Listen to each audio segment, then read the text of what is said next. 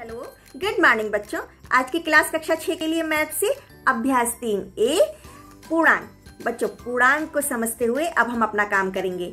इसका दैनिक जीवन में तब प्रयोग होता है जब हमें कोई लाभ होता है या हमें दाहिनी तरफ जाना हो और या फिर हमें बाईं तरफ जाना हो, तो सेम डिस्टेंस के रहते हुए हमें जब दाहिनी तरफ जाना होता है तो धनात्मक पूर्णांक की जरूरत होती है और बाईं तरफ जाना होता है तो ऋणात्मक पूर्णांक की जरूरत होती है। तो हम इसको समझेंगे आसानी से और देखते हैं कि ये काम कैसे किया जाता है।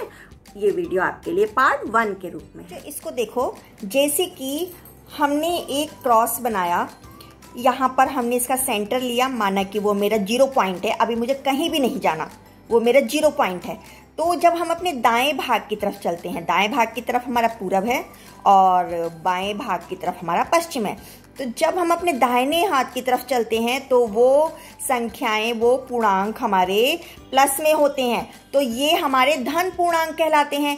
इसी तरीके से जब हम 0 से अपने बाएं हाथ की तरफ चलते हैं, बाएं भाग की तरफ चलते हैं, तो वो पूर्णांक माइनस में शो होते हैं, तो ये हमारे ऋण पूर्णांक होते हैं, माइनस के पूर्णांक होते हैं। ठीक है, माइनस के इंटीजर्स होते हैं। इसी तरीके से अगर हम ऊपर चलें, है ना, तो ऊपर हमारा क्या है, उत्तर है, नॉर्थ है ना। ऊपर चलते हैं तो हमें धन पूर्णांक मिलते हैं। इसी तरीके से जब हम नीचे की तरफ चलते हैं तो हमें माइनस के पूर्णांक मिलते हैं और नीचे क्या है, दक्षिण है। ठीक है, तो अब हमें क्या निष्कर्ष मिलता है कि 0 से जितने बराबर का डिस्टेंस हम दाएं तरफ लें और जितना डिस्टेंस हम बाएं तरफ लें तो वो इक्वली होता है, लेकिन दाएं भाग के लिए वो प्लस में आ जाता है और बाएं भाग के लिए वो माइनस में आ जाता है। इसी तरीके से ऊपर जाएं तो वो बराबर का डिस्टेंस रहता है, लेकिन वो ऊपर वाला डिस्टेंस हमारा प्लस में रहता है और 0 से नीचे वाला डिस्टेंस हमारा माइनस में रहता है। तो हमें क्या निष्कर्ष निकलता है, प्रत्येक धन पूर्णांक के संगत एक ऋण पूर्णांक होता है और इन दोनों का योगफल 0 होता है। और जब हम 0 में 0 जोड़ेंगे तब हमें 0 ही मिलेगा। तो इससे क्या पता चलता है, 0 का योगात्मक प्रतिलोम स्वयं 0 ही है। और प्रत्येक धन पूर्णांक समस्त ऋण पूर्णांकों से बड़ा होता है, 0 प्रत्येक धन पूर्णांक से छोटा होता है और 0 प्रत्येक ऋण पूर्णांक से बड़ा होता है।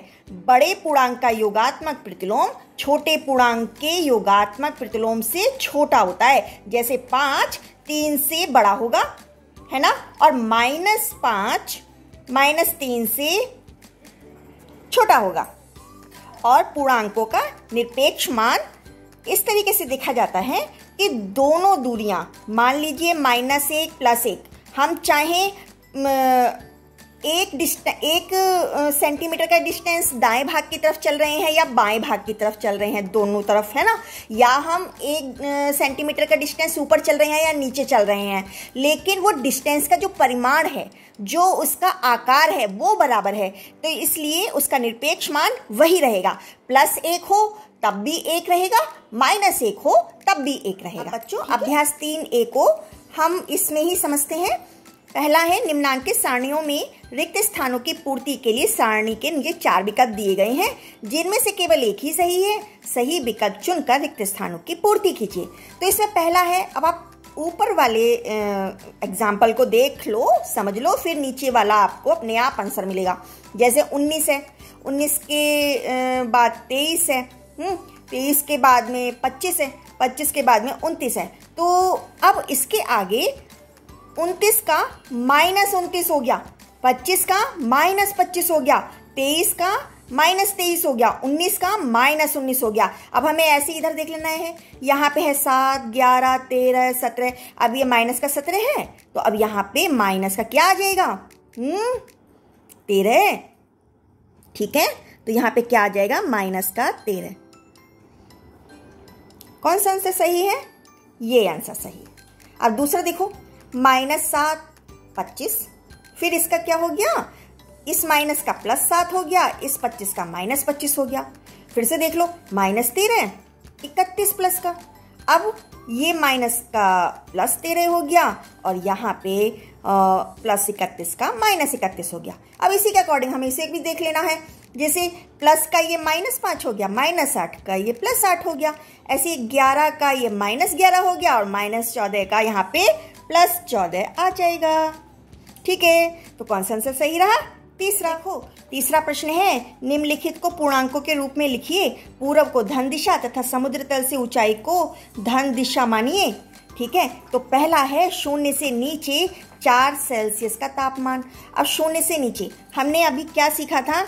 मान लीजिए ऐसे है, ये हमारा पूरब है और ये हमारा पश्चिम है, और ये हमारा उत्तर है और ये हमारा दक्षिण है। ठीक है, तो हमने क्या अभी सीखा था? जैसे माना कि मेरा 0 है तो पूरब की तरफ चलेंगे तो ये हमारा प्लस रहेगा, और उत्तर की तरफ ऊपर की तरफ चलेंगे तो ये भी हमारा प्लस रहेगा। अब नीचे चलेंगे 0 से तो वो मेरा माइनस में आएगा, पश्चिम की तरफ चलेंगे तो वो भी मेरा माइनस आएगा। ठीक है, तो 0 से नीचे 4 सेल्सियस का तापमान क्या होगा? तो जब हम नीचे चलेंगे तो 4 सेल्सियस है ना, तो माइनस का 4 डिग्री सेल्सियस तापमान हो जाएगा। इसी तरीके से 7 कदम पूरब की ओर, तो 7 कदम पूरब यानी इधर दाएं भाग की तरफ, तो ये प्लस हुआ, तो ये हमारा प्लस का 7 आया। अब बच्चों कोई हानि होती है तो हानि हमारी ऋणात्मक में जाएगी, माइनस में शो होगी। तो ₹3.28 की हानि हुई है, तो इसको कैसे लिखेंगे? माइनस के ₹3.28। ठीक है, अब है 18 मीटर पश्चिम का विस्थापन, यानी वेस्ट की तरफ जाएंगे हम। तब हम 0 से जब बाएं भाग की तरफ जाएंगे तो वो माइनस का हो जाएगा, तो क्या हो जाएगा यहाँ पे? -18 मीटर। समुद्र तल से 1000 मीटर ऊंचाई।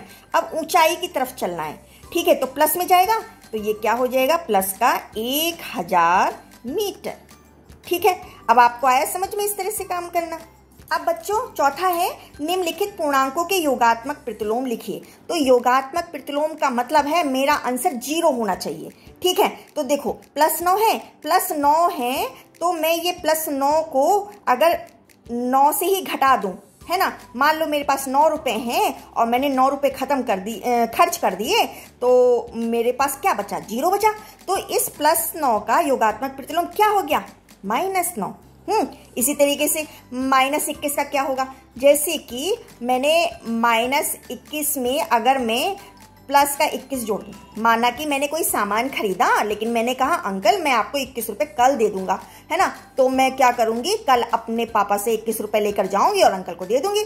तो अब मेरा हिसाब क्या हो जाएगा? 0 हो जाएगा, है ना। तो -21 का योगात्मक प्रतिलोम कितना आया? 21।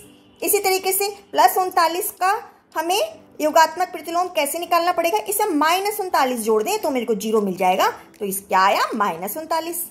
इसी तरीके से -41 में अगर मैं प्लस का 41 जोड़ दूं तो 0 हो जाएगा, है ना। तो इसका क्या आया योगात्मक प्रतिलोम? प्लस का 41। यहाँ प्लस का 91 है, इसमें मैं माइनस का 91 जोड़ दूं तो 0 मिल जाएगा। तब हमें क्या मिल जाएगा? माइनस का 91। देखो पांचवा प्रश्न है, संख्या रेखा खींचिए, उस पर निम्नांकित पूर्णांकों को प्रदर्शित कीजिए। अब जैसे +4 को मुझे प्रदर्शित करना है, तो माना कि मैंने इसको 0 मान लिया इस पॉइंट को। अब मैं प्लस के लिए दाहिने भाग की तरफ चलूंगी। तो कैसे चलूंगी? 1 2 3 4। तो ये जो मेरा पॉइंट है ये कौन सा हो गया? प्लस का 4 हो गया। ठीक है, इसी तरीके से अब मुझे -9 चलना है, तो माना कि मैंने इसको 0 मान लिया, है ना। अब मैं अपने बाएं भाग की तरफ चलूंगी। ठीक है, 1 2 3 4 5 6 7 8 9। तो ये वाला पॉइंट जो है वो मेरा क्या हो गया? -9 हो गया। ठीक है, अब मुझे प्लस का 7 चलना है ना, प्लस का 7 प्रदर्शित करना है। तो मैं कैसे करूंगी? माने कि मैंने इसको 0 मान लिया, ये मेरा 0 है। अब मैं अपने +7 के लिए दाएं भाग की तरफ चलूंगी। 1 2 3 4 5 6 7। तो ये पॉइंट मेरा क्या हो गया? प्लस का 7 हो गया। ठीक है, अब मुझे -3 चलना है, तो मैंने इसको 0 मान लिया। अब मैं बाएं भाग की तरफ चलूंगी तो 1 2 3, तो ये वाला पॉइंट मेरा -3 हो जाएगा। अब -6 मुझे करना है, तो मैंने संख्या रेखा बनाई और माना कि मैंने इसको 0 ले लिया। अब मैं बाएं भाग की तरफ चलूंगी 1 2 3 4 5 6, तो ये वाला पॉइंट मेरा क्या हो गया, -6 हो गया। आया बच्चों समझ में? बहुत आसान है। दाया भाग है वो प्लस का है, बाया भाग वो है 0 से, वो हमारा माइनस के पूर्णांक वहां पर आएंगे। ऊपर चलते हैं तो प्लस का पूर्णांक आएगा, 0 से नीचे चलते हैं तो माइनस का पूर्णांक आएगा। बिल्कुल सिंपल है ना। तो बच्चों आई होप कि आपको समझ में आया होगा। फिर भी कोई कंफ्यूजन है कमेंट बॉक्स में लिखिए, मैं आंसर करूंगी। Best of luck.